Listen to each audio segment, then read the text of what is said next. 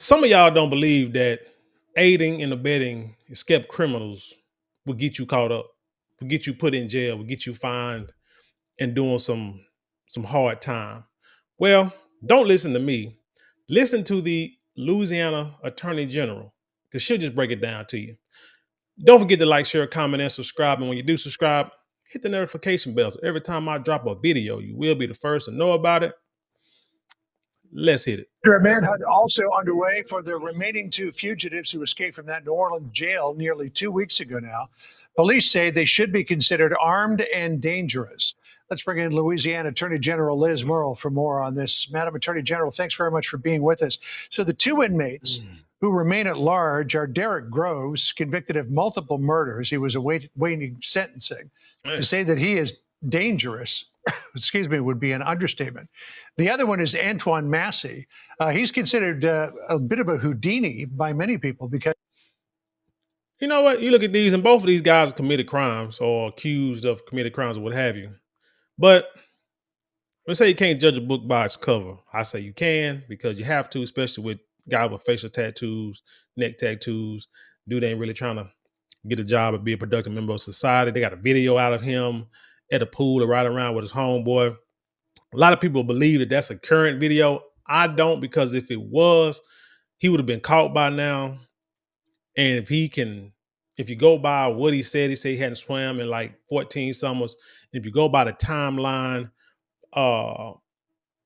if you actually know how to do the math, then that video was probably taken last year, like in 2024, not 2025. But anyway, but if it is a current video, then that just shows how ignorant these folks are, because they can track your phone. They get a hold of the right federal organization. They can pretty much track that phone wherever it is. Whenever you upload that video, they'll find them pretty quick. But they're still on the run, so it is what it is. But anyway, judge a book by its cover. See a dude with all these facial tattoos and stuff like that.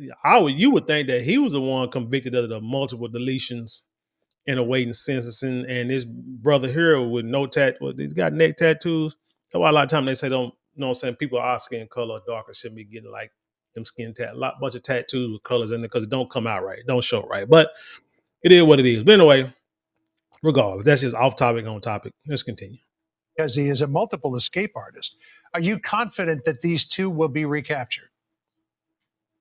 I'm absolutely confident that they will be recaptured, and we just are going to continue our very methodical work to get them back in custody. And we have been successful, and I'm confident that we will eventually have them back in custody. But they are considered to be armed and very dangerous. You can see from the charges that they were being held on and the convictions of Derek Groves that they are dangerous individuals.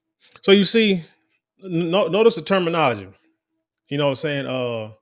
What they say, they could be like thought of it being as armed and dangerous. Not necessarily saying that they are armed and dangerous, but it's a possibility. What does that do? That gives the police and any law-abiding, gun-toting citizen pretty much the right to lay them down if they feel threatened, that their life is threatened, because they're considered, not necessarily, we can actually prove it, because every last one of these guys that have gotten caught up to this point, nobody had a weapon. Or at least it wasn't put out in the news that they had a weapon. So they wasn't armed. Dangerous? Hell, anything is dangerous. Driving a car is dangerous. A tire rolling down the street, you know what I'm saying? Free willy, all willy-nilly is dangerous. But to put the arm part in it, that right there. And let me tell you something about this Antoine Massie. Out of these two, I just gave the answer. Out of these two people, if they get caught, who do you think the police would do something to? Like do some harm to? Who would you think they would most likely do some harm to if they caught them out here on these streets? Well, I just gave the answer. I feel it'd be Antoine Massie. You know why? Because of the multiple escapes. Something that's not even on here.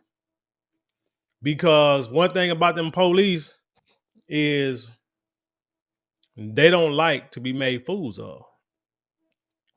And if you done escape prison 4 times, you're making them look stupid. And if you're the one that wrote "this was too easy" on the wall on top of that toilet, first of all, you used the wrong tool.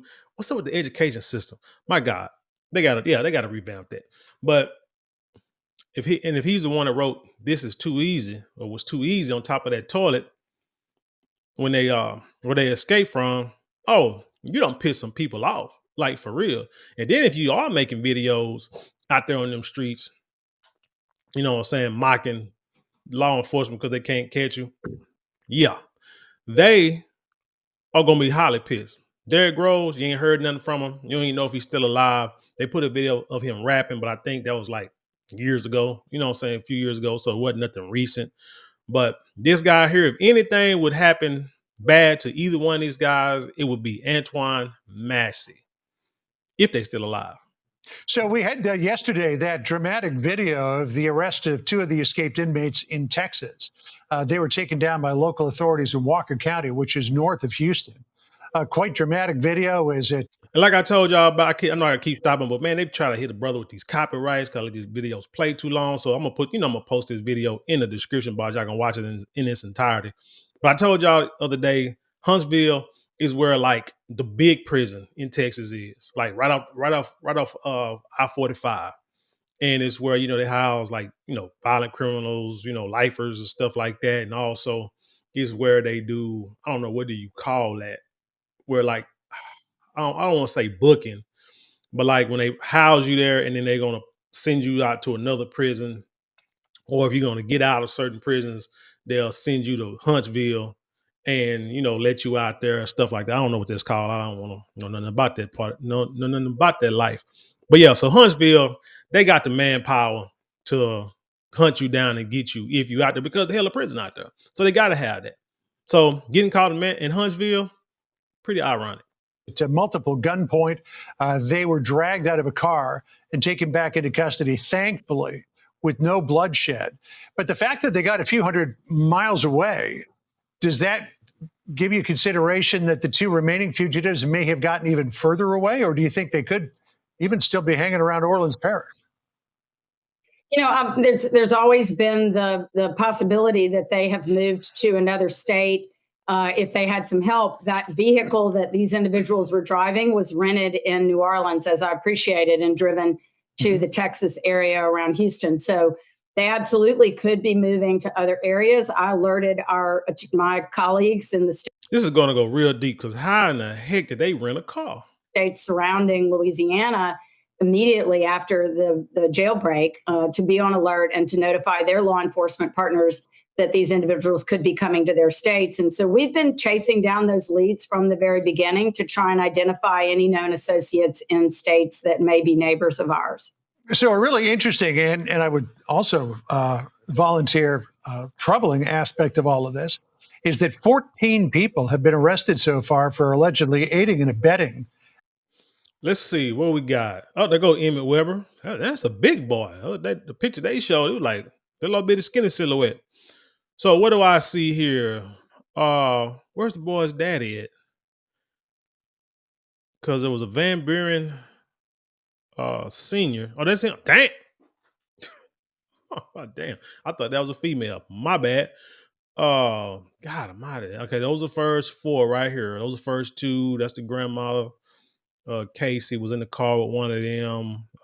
This is the one who gave her grandson or nephew or whoever some money. Sterling Williams, that was the maintenance man who swore up and down. They tried to kill him. Trayvon Williams was already in jail. He helped him get out, but I guess he wasn't about to leave. I guess he was scared. But hey, I think he did the right thing, like Trey and Boys in the Hood, let me out this car. Doe, let me out.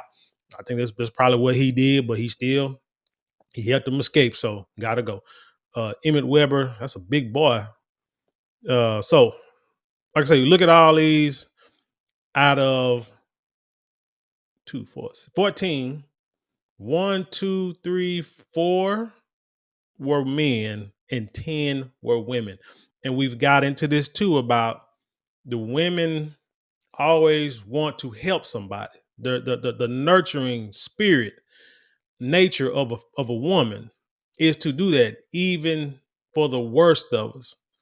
They're gonna always try to help somebody. Now, Linton Van Buren, seeing the way he looked, shoot, I don't know that cat. And then Patricia Van Buren, that's his sister. So this cat here, I don't even know. You know what I'm saying? He just, I don't know. He like he done had hard times his damn self, so he understand the system. Yeah, they all look like they understand the system one way or another, but didn't understand it that great. But again, the nurturing spirit of a woman, which can be a blessing to a lot of us, especially those who want to do something, have plans to become something and actually moving forward in life to do things. You always have my mama always tell me, you know what I'm saying, you always got somewhere to stay, you know, no matter what. That's what she's telling me. And I ain't, if I ever come on have hard times or whatever, now the daddy be like, hey, they ain't two grown men can stay in one house, can't have two families in the house. Just hard. You know what I'm saying? That little, you know what I'm saying? And I feel the same way, but in certain times, certain things, you gotta compromise certain things just in case. You never know. You know what I'm saying? Circumstances beyond your control, and everybody got to move in with each other and kick it with each other for a little while, try to save a little money, try to build, hell, a lot of, we used to do it back in the day. Black folks used to do it back in the day.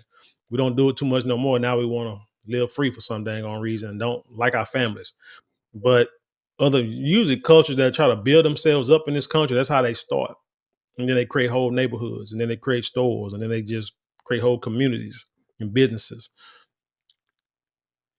or what have you. And they prosper like that while we spread out because we're going to get out there and do it ourselves, get it from the mud when we really don't have to, not by ourselves. But anyway, yeah, knew the majority of these people going to be women, man. And it's sad because now you got a bunch of women, I'm going to say, who probably ain't never been to jail except to visit their baby daddy or boyfriend.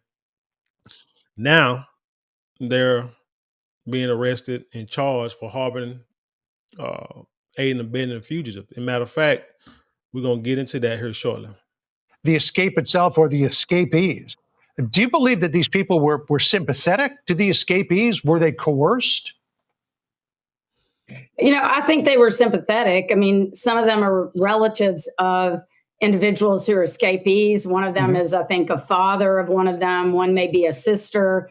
Some of them are girlfriends or have, romantic relationships. I mean, these individuals are reaching out to people that they know and seeking assistance. And we are going to arrest and prosecute anyone who we find is assisting them.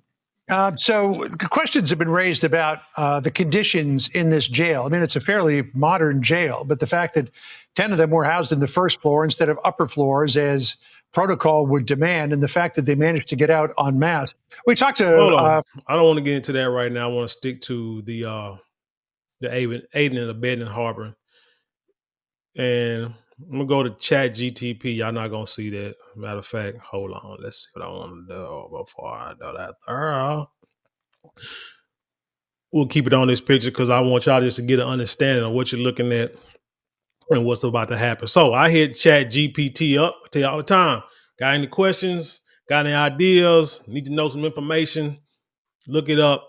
Chat GPT. Also Gemini. Gemini is pretty good. I mean, hey, I use both of them, and man, it's awesome. Hey, I like how Gemini you can make videos.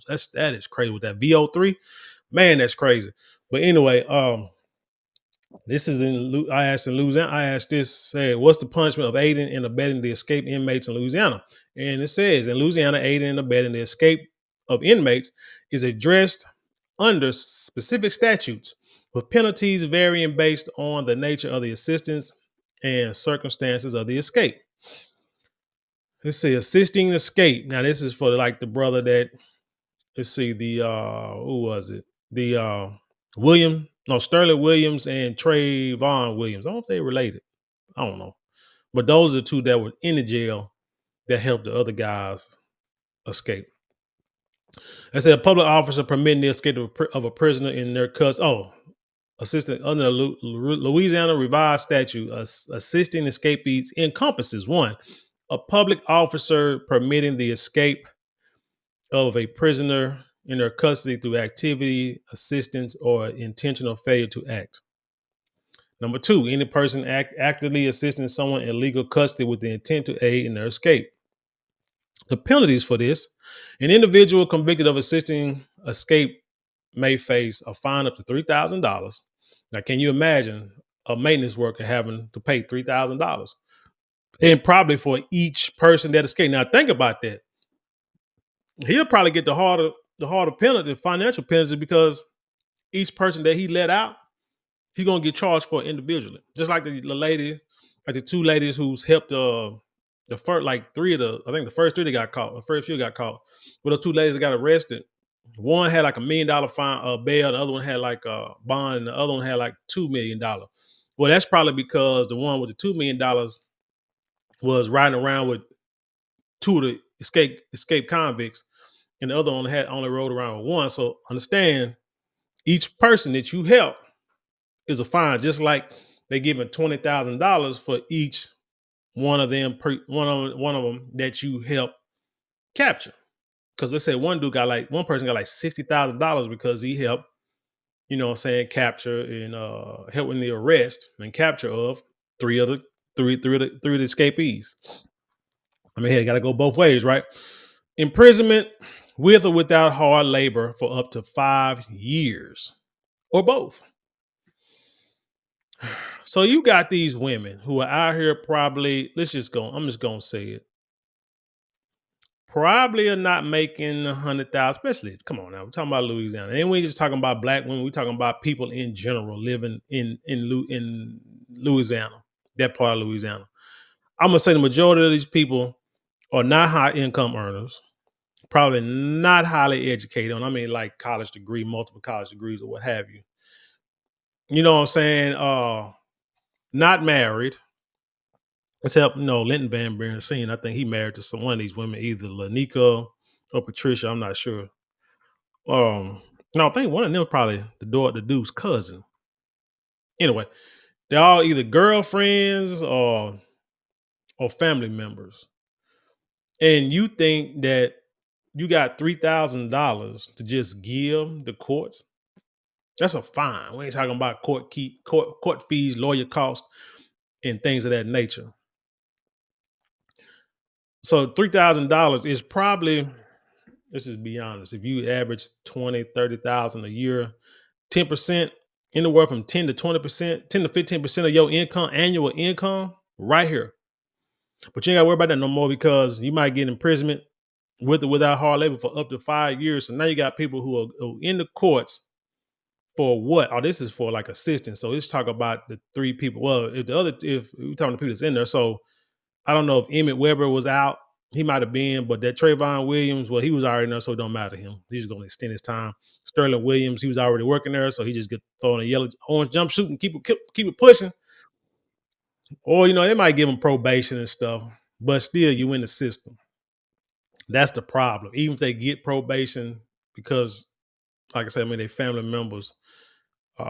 So you're gonna do what you gotta do for family, but because they need to catch these people, and you hope you're never in a situation where like a family member come running to your house, needed some help. That's hard, man. That's hard. Let's see, accessory after the fact. Now that's where all the women come in. That it's a person is considered an accessory after the fact if they harbor, conceal, or aid an offender after the commission of a felony, known or having reasonable grounds to believe the person committed the felony with the intent to help them avoid arrest, trial, conviction, or punishment. So see, basically, they could be convicted or not, as long as they in jail. And you could be innocent, but if you still try to get them up out of there, that's covered in this accessory after the fact law, statute, or whatever. Penalties. The penalties for an accessory after the fact is a fine up to $500. Amazing when you got $1 million bond, or is it bail? Bond? Imprisonment with or without hard labor for up to 5 years or both. However, the sentence cannot exceed half the maximum punishment prescribed for the principal offender. Wow. Okay. So it can be up to 5 years. But let's say if the person you help get out had a 5-year sentence, then you can only do like 2.5. Okay, I get it. Additional considerations: the severity of the penalties may escalate if the escapee is classified as an aggravated escape or involving danger or to human life. The individual A was convicted was convicted of a serious offense such as a violent felony. So, oh, that's going to up it up. In such cases, the aiding party could face more stringent charges and longer sentences. It says you require information on specific cases or further details on a Louisiana statute regarding aiding and abetting escape consulting. I said, okay. So basically, what it's saying is these folks that help these inmates escape, these the violent offender, they could, ooh, man. Well, hey, we've already gone over this with a couple of videos, so we ain't gonna take it too much more. All I'm gonna say is, hey, just remember, family or not family. If somebody escapes prison, well, one of these cats, I think he called. Some of the cats, they were calling people before they got out, talking about, hey, meet us here, meet me in front of the prison at 11:30 tomorrow night. So they knew they was gonna do. So yeah, this was already planned and everything was put into motion. So all the parties involved. I haven't heard anything about the young lady who went to lunch and then they escaped and how they knew that she had went to lunch. Haven't heard anything about that one just yet, unless I missed it. But anyway, anybody who comes to your house or comes to you in escape prison and needing help, they don't care about you. They up to no good. That love is not there that you thought was there. That being selfish at that time and don't care what happened to you. Just help them. Kind of like, what is that? When you try to think about trying to save somebody that's drowning in the ocean or the lake or the pool, when they are out there alone and they're thrashing, trying to find, thrashing, trying to live, and you go out there to try to save them, and the first thing they're gonna try to do is grab on you for help, support, but all that does is bring you both down. So what did they say? The first thing you need to do, if they try that, you tell them to let me go. You ball up, you put your feet on their chest or their back, and you kick them off of you. That's how you do it. In order to grab them, and you try to grab them from behind and pull them to shore. But first thing you got to do is kick them off of you if they're not doing right. But anyway, my point is these convicts, escape convicts, when they out there and they coming to you for help, what they're doing is they're grabbing onto you because they're panicking. They're trying to save their own life. They're not worried about your life. They'll push you down just so they can keep their head above water just for a little bit. But eventually, if they keep that up and they drown you too, they're gonna drown you too, and then they're gonna drown also. Just keep that in mind. But anyway, tell me what you think about this story. Leave your comments below. Share it with the world. Let's have an intelligent conversation. You know how we do around here. Don't forget to like, share, comment, and subscribe.